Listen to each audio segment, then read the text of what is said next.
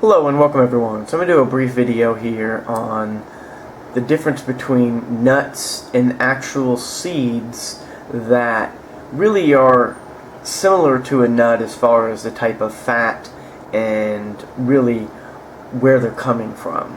And I'll get into that here in a moment. So a true nut, botanically speaking, is a hard-shelled pod that contains both fruit and seed of the plant, but where the fruit does not open to release the seed to the world. Some examples of botanical nuts are chestnuts, hazelnuts, and acorns. Okay, so the reason I'm showing you this is, notice there's a very hard shell.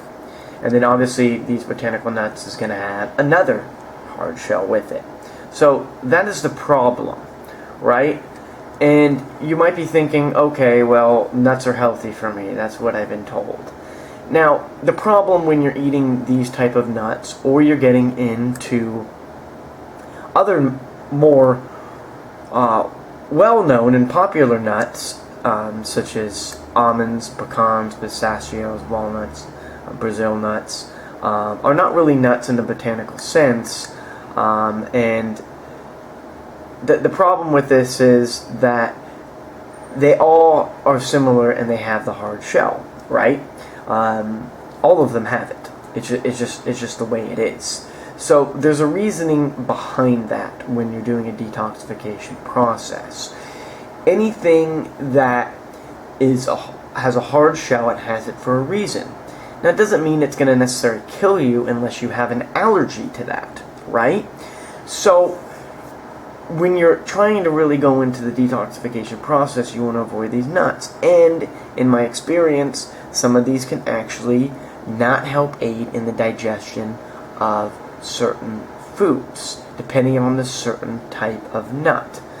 And again, these are not bad for you, but when you're trying to detoxify, it's not going to be something that's going to help you in the process.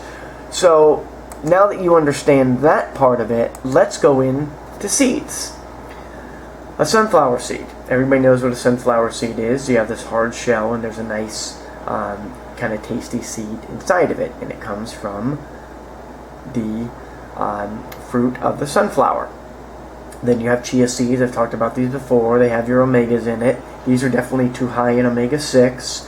Peanuts. A lot of people have an allergy to peanuts. That's pretty well known. I mean, it's put in a lot of processed foods. There's peanut oil and a lot of things. So people's bodies just really don't like peanuts. And again, this is something that you should be avoiding anyways. Sesame, there's a whole bowl of nuts again. And people think they need these for protein. Everyone's so protein crazed. And that's so far from the truth, it's not even funny anymore. Pumpkin seeds. While pumpkin seeds have a lot of benefits and they're not bad for you, as I've mentioned, I've talked about this in some of my older videos. You can do this for 30 days. You can use any of these for 30 days and kind of ease your way into a raw diet, and then you can cut them out because they're more satiating, they provide nutrients, but they're not going to really get you to a deep cleansing level. So that's what I want everyone to understand, okay? So flaxseed, people, this is something that people really have a lot of information about online because a lot of gurus talk about it, and then many other seeds. So you might be wondering, okay, so what is the difference between these seeds and, let's say, a fennel seed? Well, as you're looking at this, a tablespoon of fennel seed has only 20 calories, 1 gram of protein, 3 grams of carbs, 2 grams of fiber. And it's a good source of iron, and it's got, a bunch of nutrients. So, obviously, this is not pinpointing a lot of fat, and I wouldn't use a tablespoon of fennel seeds anyways. That's far too much.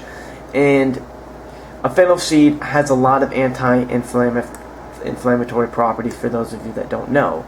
And fennel is very, very tasty, and I've used pretty much fennel in a lot of my salads and things like that from time to time. I would do that. I would use the kind of little tree part of it, not really the whole bottom of it, and it gives it some extra flavor. And I'm not allergic to it, but if somebody, for example, is allergic to fennel, you could get some skin reactions. So obviously, be careful with that. And this is just something that can happen to anyone. Anything somebody can be allergic to. It's just the way it is. So always start small and kind of ease your way into it. But to answer anyone's direct questions, are fennel seeds going to stop the detoxification process? And the answer is no. It has nothing to do with any of these other particular seeds. And fat can be a big problem in general if it's coming from let's say olive oil or any other particular oil coming from these particular seeds.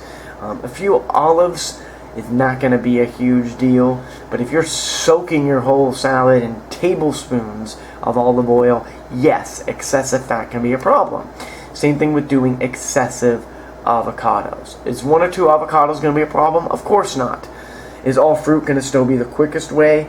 Of course. But you don't want to do that too long, especially if people are doing a lot of running or they're exercising. This is why I mention to people to really avoid doing a lot of strenuous exercise. Muscle building and detoxing don't go hand in hand. You can't do both. You can do some exercise and you can go along and detox, but you can't exercise 7 days a week, run, be a bodybuilder and expect to detox. It's not going to happen. So I've been very upfront with that to people, and I'll include that link to this video right below this and any other ones as well. Any questions, go ahead and let me know, but that should address any issues that people are having with seeds and things of that nature. I pretty much showed you all the seeds and really the types of seeds. Anything with a hard shell, you just want to avoid it. It's very simple. And they're not herbs or spices is the key.